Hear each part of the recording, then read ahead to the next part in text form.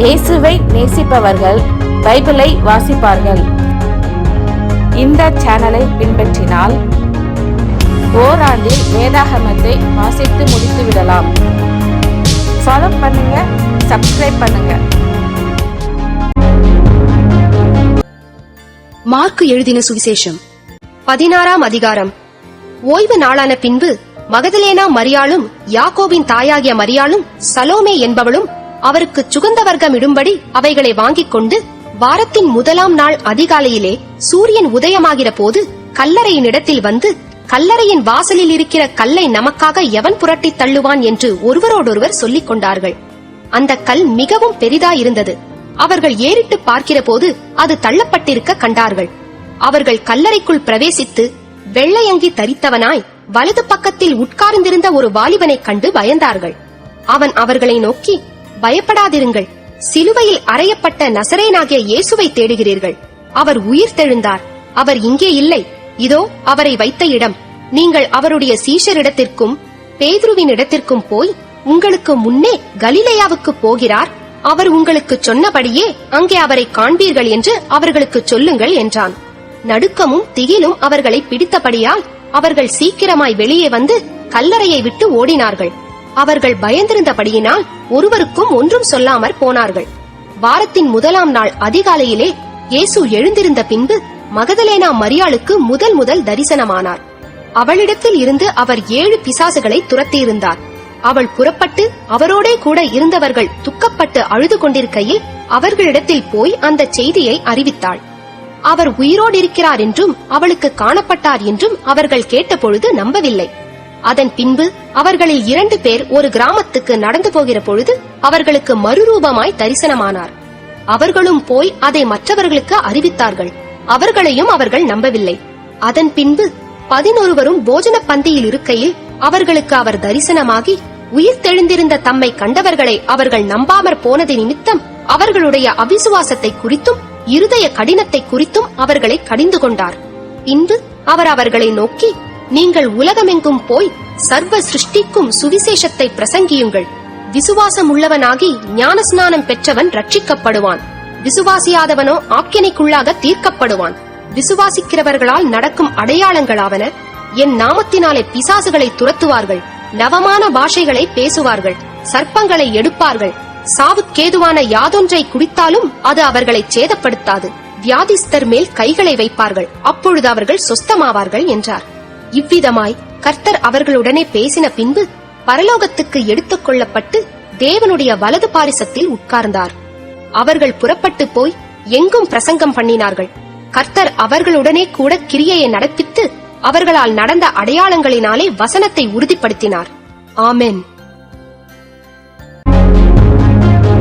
லூக்கா எழுதின சுவிசேஷம் 1ஆம் அதிகாரம்.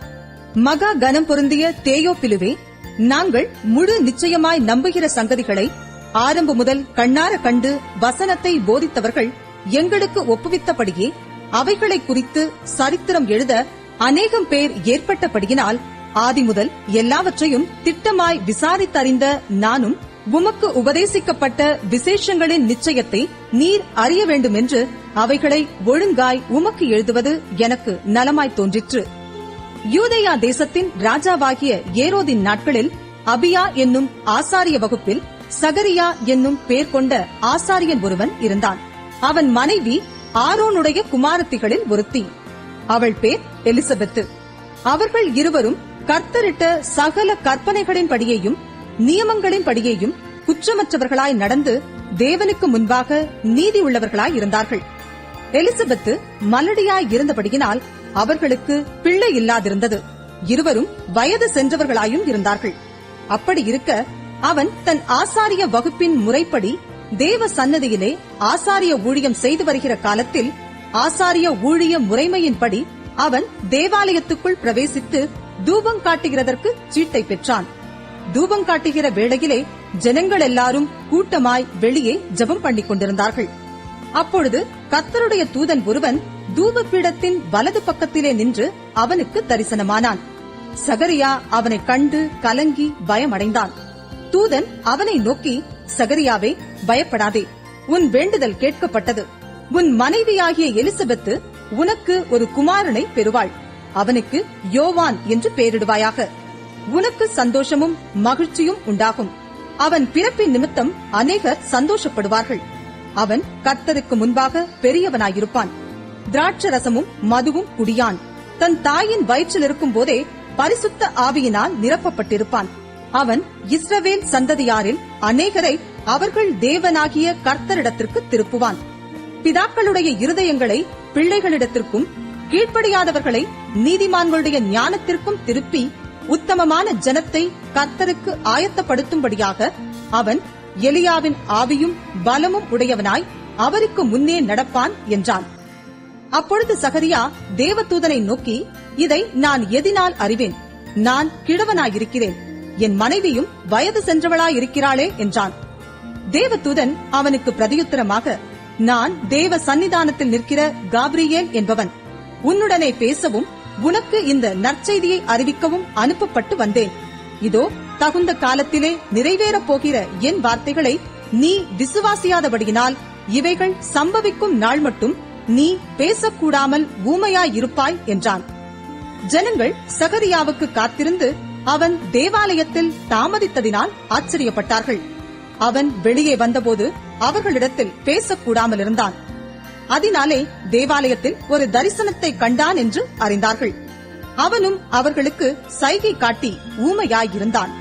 அவனுடைய ஊழியத்தின் நாட்கள் நிறைவேறினவுடனே தன் வீட்டுக்கு போனான். அந்நாட்களுக்கு பின்பு அவன் மனைவியாகிய எலிசபெத்து கர்ப்பவதியாகி, ஜனங்களுக்குள்ளே எனக்கு உண்டாயிருந்த நிந்தையை நீக்கும்படியாக கர்த்தர் இந்த நாட்களில் என்மேல் கடாட்சம் வைத்து எனக்கு இப்படி செய்தருளினார் என்று சொல்லி 5 மாதம் வெளிப்படாதிருந்தாள். 6ஆம் மாதத்திலே காபிரியேல் என்னும் தூதன் கலிலேயாவில் உள்ள நாசரேத் என்னும் ஊரில் தாவீதின் வம்சத்தானாகிய யோசேப்பு என்கிற நாமமுள்ள புருஷனுக்கு நியமிக்கப்பட்டிருந்த ஒரு கன்னிகையின் இடத்திற்கு தேவனாலே அனுப்பப்பட்டான். அந்த கன்னிகையின் பேர் மரியாள். அவள் இருந்த வீட்டில் தேவதூதன் பிரவேசித்து, கிருபை பெற்றவளே வாழ்க, கர்த்தர் உன்னுடனே இருக்கிறார், ஸ்திரீகளுக்குள்ளே நீ ஆசீர்வதிக்கப்பட்டவள் என்றான். அவளோ அவனைக் கண்டு அவன் வார்த்தையினால் கலங்கி இந்த வாழ்த்துதல் எப்படிப்பட்டதோ என்று சிந்தித்துக் கொண்டிருந்தாள். தேவதூதன் அவளை நோக்கி, மரியாளே, பயப்படாதே, நீ தேவனிடத்தில் கிருபை பெற்றாய். இதோ நீ கர்ப்பவதியாகி ஒரு குமாரனை பெறுவாய். அவருக்கு இயேசு என்று பெயரிடுவாயாக. அவர் பெரியவராயிருப்பார், உன்னதமானவருடைய குமாரன் எனப்படுவார். கர்த்தராகிய தேவன் அவருடைய பிதாவாகிய தாவீதின் சிங்காசனத்தை அவருக்கு கொடுப்பார். அவர் யாக்கோவின் குடும்பத்தாரை என்றென்றைக்கும் அரசாளுவார். அவருடைய ராஜ்யத்துக்கு முடிவிராது என்றான். அதற்கு மரியாள் தேவதூதனை நோக்கி, இது எப்படியாகும்? புருஷனை அறியேனே என்றாள். தேவதூதன் அவளுக்கு பிரதியுத்தரமாக, பரிசுத்த ஆவி உன்மேல் வரும், உன்னதமானவருடைய பலம் உன்மேல் நிழலிடும். ஆதலால் உன்னிடத்தில் பிறக்கும் பரிசுத்தம் உள்ளது தேவனுடைய குமாரன் என்னப்படும்.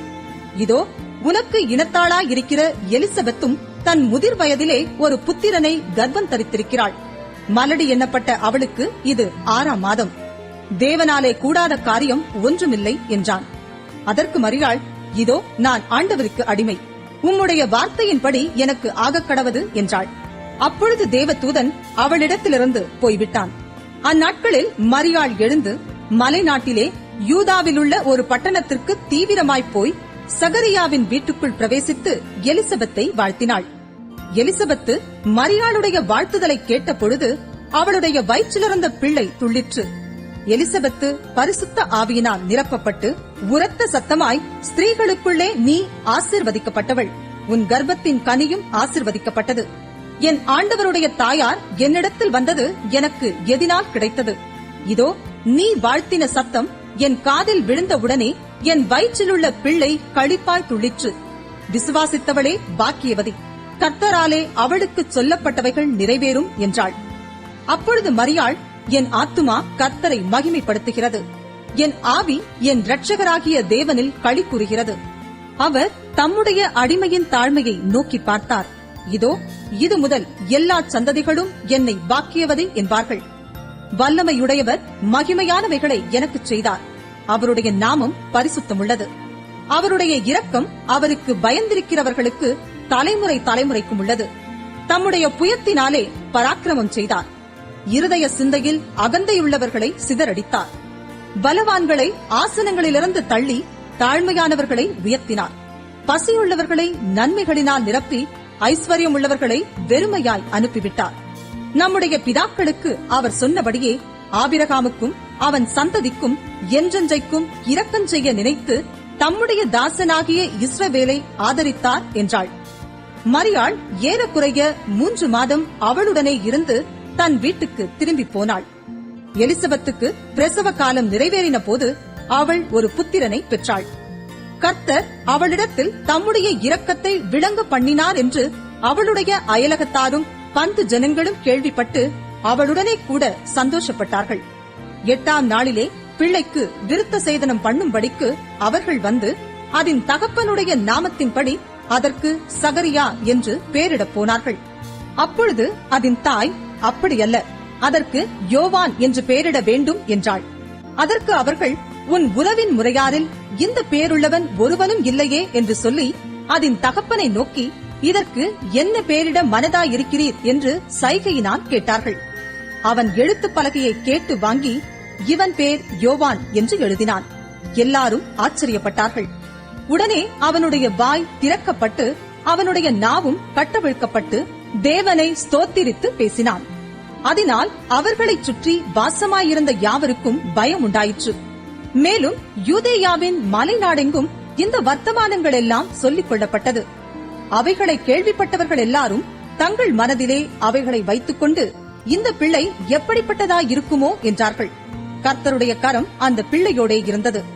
அவனுடைய தகப்பனாகிய சகரியா பரிசுத்த ஆவியினாலே நிரப்பப்பட்டு தீர்க்க தரிசனமாக, இஸ்ரவேலின் தேவனாகிய கர்த்தருக்கு ஸ்தோத்திரம் உண்டாவதாக, அவர் நம்முடைய பிதாக்களுக்கு வாக்குத்தத்தம் பண்ணின இரக்கத்தை செய்வதற்கும் தம்முடைய பரிசுத்த உடன்படிக்கையை நினைத்தருளி உங்கள் சத்துருக்களின் கைகளினின்று நீங்கள் விடுதலையாக்கப்பட்டு உயிரோடிருக்கும் நாளெல்லாம் பயமில்லாமல் எனக்கு முன்பாக பரிசுத்தத்தோடும் நீதியோடும் எனக்கு ஊழியம் செய்ய கட்டளையிடுவேன் என்று அவர் நம்முடைய பிதாவாகிய ஆபிரகாமுக்கு இட்ட ஆணையை நிறைவேற்றுவதற்கும் ஆதி முதற் கொண்டிருந்த தம்முடைய பரிசுத்த தீர்க்கதரிசிகளின் வாக்கினால் தாம் சொன்னபடியே தமது ஜனத்தை சந்தித்து மீட்டுக் கொண்டு நம்முடைய சத்துருக்களினின்றும் நம்மை பகைக்கிற யாவருடைய கைகளினின்றும் நம்மை ரட்சிக்கும்படிக்கு தம்முடைய தாசனாகிய தாவீதின் வம்சத்திலே நமக்கு இரட்சண்ய கொம்பை ஏற்படுத்தினார்.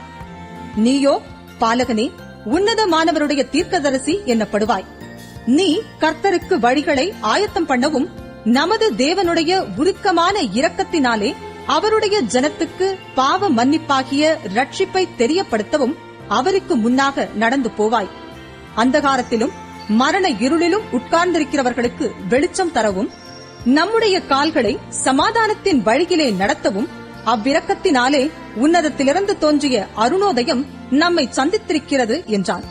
அந்த பிள்ளை வளர்ந்து ஆவியிலே பலம் கொண்டு இஸ்ரவேலுக்கு தன்னை காண்பிக்கும் நாள் வரைக்கும் வனாந்திரங்களிலே இருந்தான்.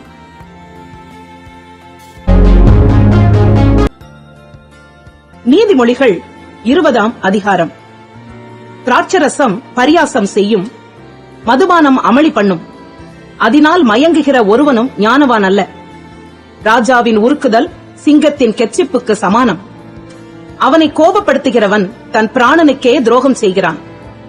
வழக்குக்கு விலகுவது மனுஷனுக்கு மேன்மை. மூடனானவன் எவனும் அதிலே தலையிட்டுக் கொள்வான். சோம்பேறி குளிர்கிறதென்று உளமாட்டான். அறுப்பிலே பிச்சை கேட்டாலும் அவனுக்கு ஒன்றும் கிடையாது. மனுஷனுடைய இருதயத்தில் உள்ள யோசனை ஆழமான தண்ணீர் போல் இருக்கிறது. புத்திமானோ அதை மொண்டெடுப்பான். மனுஷர் பெரும்பாலும் தங்கள் தயாளத்தை பிரசித்தப்படுத்துவார்கள். உண்மையான மனுஷனை கண்டுபிடிப்பவன் யார்? நீதிமான் தன் உத்தமத்திலே நடக்கிறான். அவனுக்கு பிறகு அவன் பிள்ளைகளும் பாக்கியவான்களாயிருப்பார்கள். நியாயாசனத்தில் வீற்றிருக்கும் ராஜா தன் கண்களினால் சகல பொல்லாப்பையும் சிதறப் பண்ணுகிறான். என் இருதயத்தை சுத்தமாக்கினேன், என் பாவமர துப்புரவானேன் என்று சொல்லத்தக்கவன் யார்? வெவ்வேறான நிறைக்கல்லும் வெவ்வேறான மரக்காலும் ஆகிய இவ்விரண்டும் கர்த்தருக்கு அருவருப்பானவைகள். பிள்ளையானாலும் அதன் செய்கை சுத்தமோ செம்மையோ என்பது அதன் நடக்கையினால் விளங்கும். கேட்கிற காதும் காண்கிற கண்ணும் ஆகிய இவ்விரண்டையும் கர்த்தர் உண்டாக்கினார். தூக்கத்தை விரும்பாதே, விரும்பினால் தரித்திரனாவாய். கண் விழித்திரு, அப்பொழுது ஆகாரத்தினால் திருப்தியாவாய். கொள்ளுகிறவன் நல்லதல்ல நல்லதல்ல என்பான், போய்விட்ட பின்போ மெச்சிக்கொள்வான். பொன்னும் மிகுதியான முத்துக்களும் உண்டு, அறிவுள்ள உதடுகளோ விலையுயர்ந்த ரத்தினம். அந்நியனுக்காக பிணைப்பட்டவனுடைய வஸ்திரத்தை எடுத்துக்கொள், அந்நிய ஸ்திரீயின் நிமித்தம் அவன் கையில் ஈடு வாங்கிக் கொள். வஞ்சனையினால் வந்த போஜனம் மனுஷனுக்கு இன்பமாயிருக்கும், பின்போ அவனுடைய வாய் பருக்கை கற்களால் நிரப்பப்படும். ஆலோசனையினால் எண்ணங்கள் ஸ்திரப்படும், நல் யோசனை செய்து யுத்தம் பண்ணு. தூற்றிக்கொண்டு திரிகிறவன் ரகசியங்களை வெளிப்படுத்துவான், ஆதலால் தன் உதடுகளினால் அலப்புகிறவனோடே கலவாதே. தன் தகப்பனையும் தன் தாயையும் தூஷிக்கிறவனுடைய தீபம் காரிருளில் அணைந்து போம். ஆரம்பத்திலே துரிதமாக கிடைத்த சுதந்திரம் முடிவிலே ஆசீர்வாதம் பெறாது. தீமைக்கு சரிக்கட்டுவேன் என்று சொல்லாதே, கர்த்தருக்கு காத்திரு, அவர் உன்னை ரட்சிப்பார். வெவ்வேறான நிறை கற்கள் கர்த்தருக்கு அருவருப்பானவைகள், கள்ள தராசு நல்லதல்ல. கர்த்தராலே மனுஷருடைய நடைகள் வாய்க்கும், ஆகையால் மனுஷன் தன் வழியை அறிந்து கொள்வதெப்படி?